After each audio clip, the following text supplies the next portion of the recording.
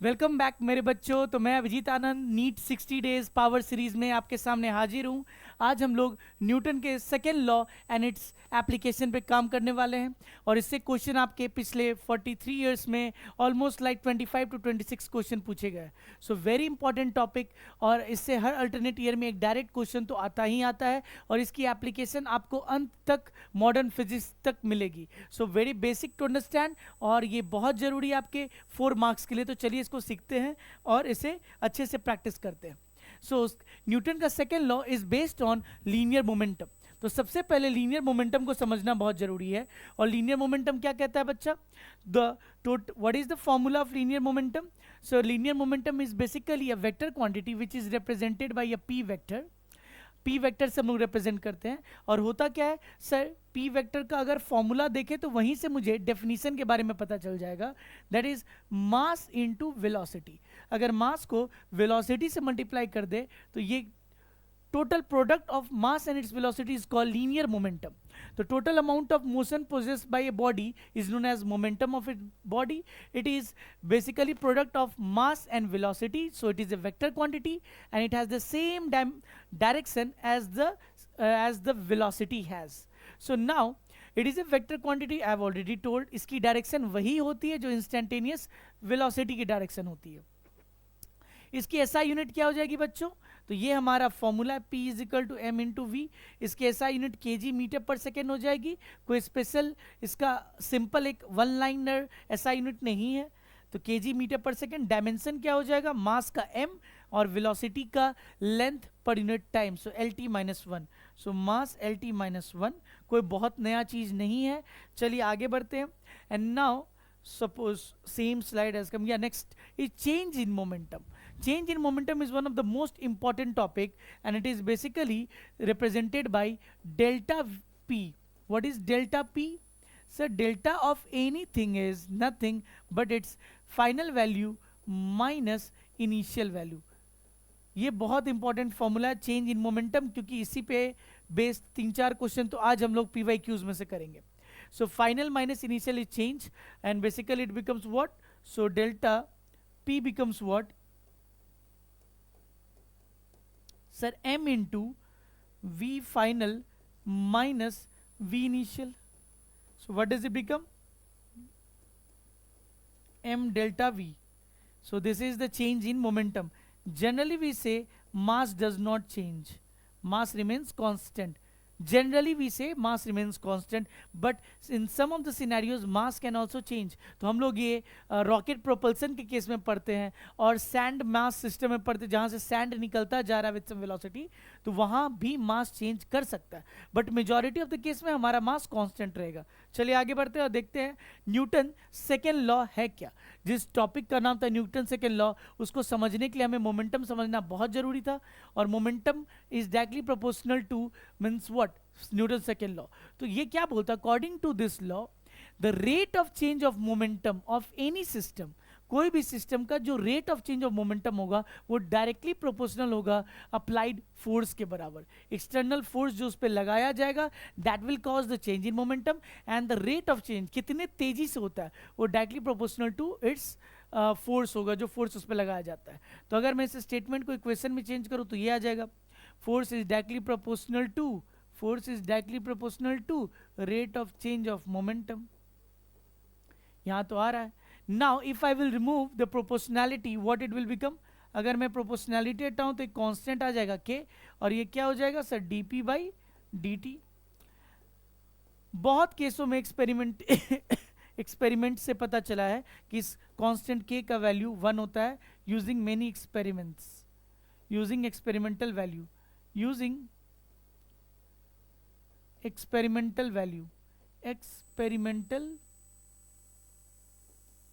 Value हमें पता चला k की वैल्यू 1 होती है। सो यहाँ से force is what? Force is equal to rate of change of momentum. ये डायरेक्ट फॉर्मूला आता है और इसी पे बहुत सारे न्यूमेरिकल्स पूछे जाते हैं, क्योंकि इस पे एक हम लोग फॉर्मूला भी डिराइव करने वाले हैं जो अगले स्लाइड में होगा। Based on this one we will derive the formula. Let us check out what is the formula. So change in momentum basically takes place change in momentum takes place in the direction of applied force. तो ये जो momentum होगा, change in momentum is directly proportional to applied force, जिधर force लगेगा उधर ही change in momentum होगा। अब momentum को मास इनटू वेलोसिटी लिखा जा सकता है।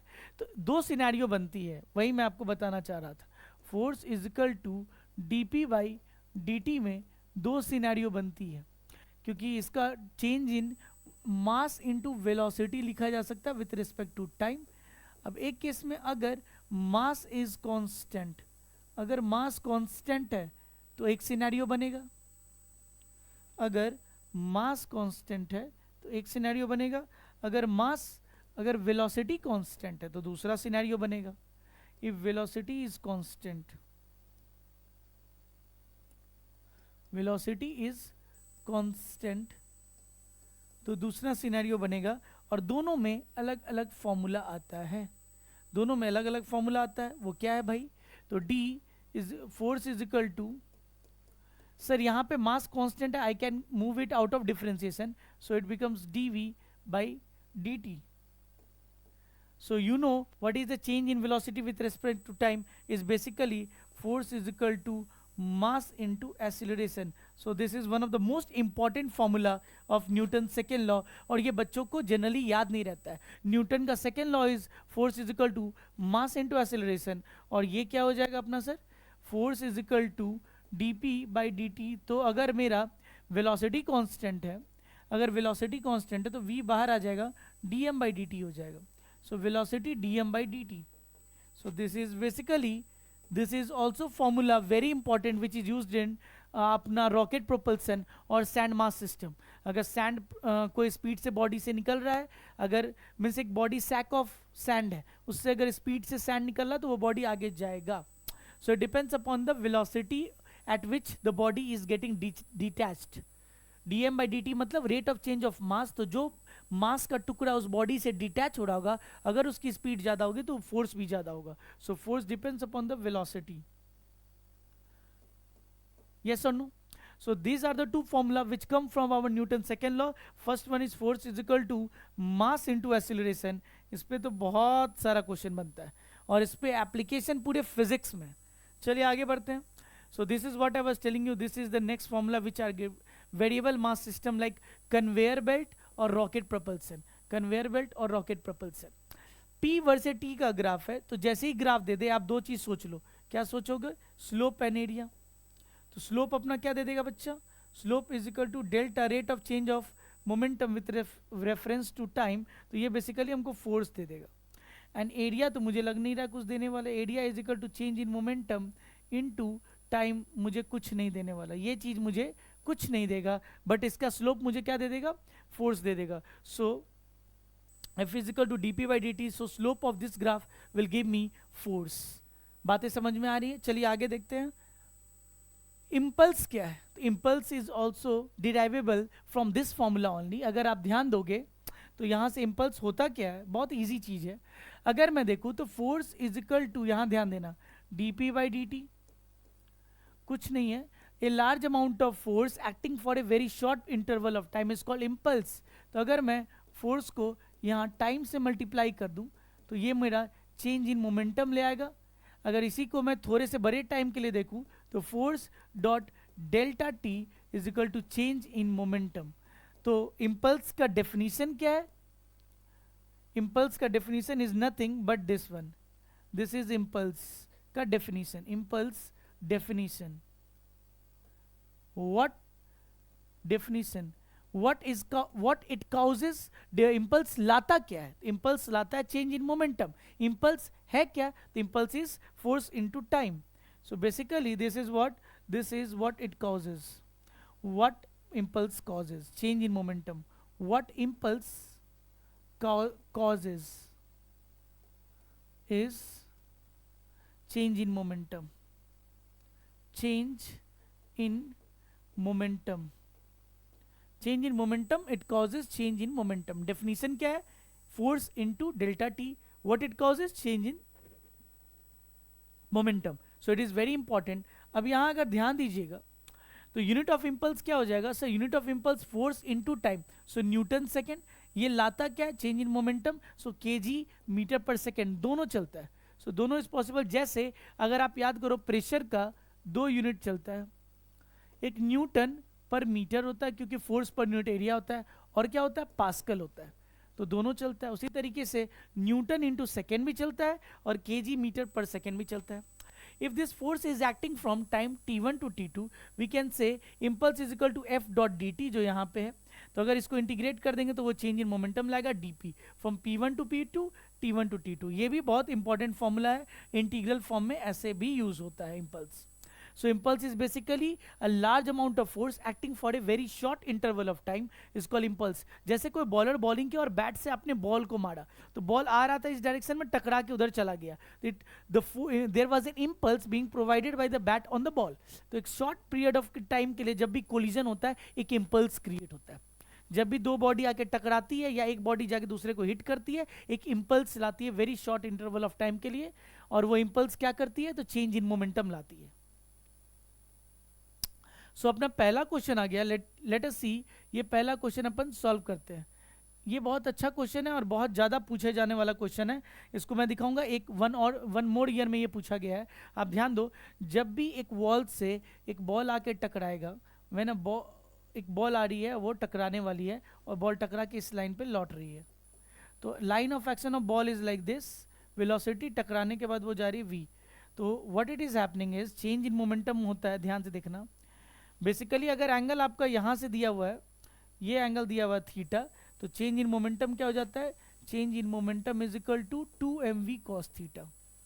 ये फॉर्मूला आप याद रखिए, इस केस में आपको याद रखना पड़ेगा, प्रैक्टिस कर करके बच्चों को याद हो जाता है, change in momentum is equal to 2mv cos theta. But sir कैसे, तो इट इज़ नथिंग बट इस लाइन ऑफ एक्शन को मैं एक इधर और एक इधर रिजॉल्व कर सकता हूँ, और जब ये जा रहा है तो मैं उसको इधर और इधर रिजॉल्व कर सकता हूँ।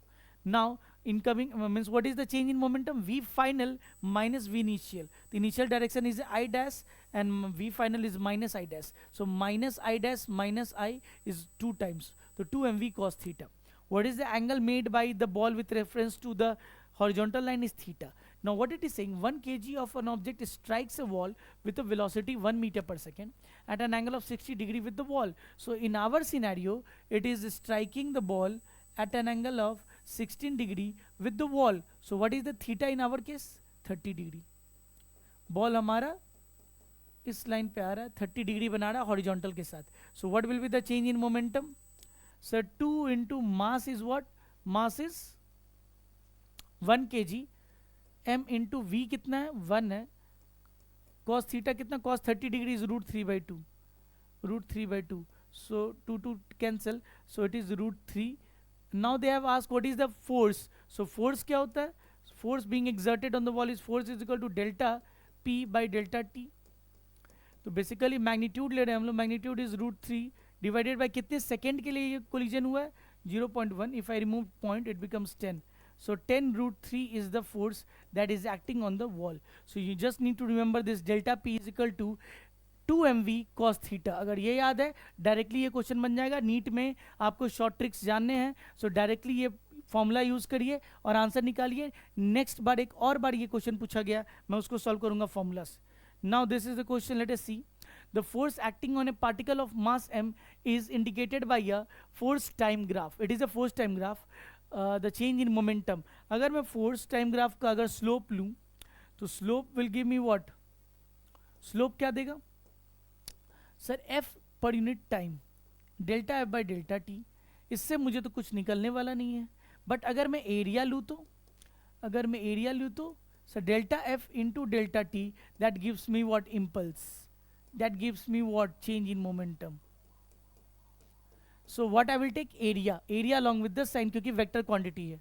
तो चलिए लेते हैं, अगर आप देखोगे तो एरिया लेना होगा। What is area of this graph, area is basically triangle का area, rectangle and then again rectangle, so half into what is the base of triangle, 2 into height is 6, 2 into 6 plus what is the area of this one, so we will take it negative, negative, so width is 3 and length is 2, so 2 into 3, Why I have taken negative? Because it is in downward direction and impulse is a vector quantity. What they are asking, the change in momentum is also a vector quantity. Now this one, 428 plus 4 into what is the width? Width is 3. So width is 3. If I see 2 gets cancelled, so 6 minus 6 plus 12, it becomes, so 12, what they are asking, change in momentum. So 12 Newton into second. So which one? Option number C. You can see it is how, what an easy question they have asked in the previous year question. Direct slope या area से आपका काम बन जाता है, आपको ज़्यादा दिमाग लगाना नहीं पड़ता है. चलिए आगे बढ़ते हैं और देखते हैं next question. Yes, sandbag system. What it is saying, sand is being dropped on a conveyor belt at the rate of m. The force necessary to keep the belt moving with a constant speed. अगर belt को मुझे move करानी है constant velocity से तो कितना force लगाना पड़ेगा. तो सिंस सैंड गिर रहा है तो फोर्स उस पर कितना लग रहा है sir? It is basically v into D M by D T. किस रेट से गिरा है? D M by D T. इतना फोर्स उस बेल्ट पे लग रहा है. अब अगर मुझे बेल्ट को खींचना है उस वेलोसिटी से, बेल्ट पे इतना फोर्स उस पर लग रहा है जिस वेलोसिटी से वो गिर रहा है. नाउ अगर वो its what is we need to supply that much amount of force to move it with a velocity, constant velocity. So let that v what is rate of change of mass with respect to time? Rate of m kg per second. Already it is given. So basically ms. So for this much amount of force you have to apply on the conveyor belt to let it moving with a velocity of v meter per second. Yes or no? इतना speed तो आपको चाहिए. mv newton, mv newton. चलिए next देखते हैं क्या question. Again I told you this kind of question again comes. So what is change in momentum? Directly applied. So change in momentum is equal to 2 mv cos theta, where theta is what? Theta is the angle made with respect to horizontal. So what it will become? So 2 into mass is what? 3 kg. Velocity is what? Velocity is what? 10 meter per second. Cos 30 is root 3 by 2. So 2 cancels and it is 30 root 3. Now they are asking force. If the ball is in contact, what is the average force? Force average is equal to change in momentum by time taken. Change in momentum is 30 root 3 divided by what is the time taken by the ball? So it is 0.2 seconds. 0.2. So if I remove it becomes 10. 10 into 15 is 150 root 3 Newton. 150 root 3. 150 root 3 is the force that is acting by the ball on the wall. और wall पे भी उतना ही force लग रहा होगा, ball पे भी उतना ही फोर्स लग रहा होगा, क्योंकि Newton means forces always act in pairs. Now next question is what? Let us see. A particle of mass m is moving with uniform velocity v1. It is given an impulse such that velocity becomes v2. Velocity impulse is equal to, impulse तो change in momentum लाता है. So basically impulse causes what? Change in momentum. So what it becomes? Sir, m into v final minus v initial.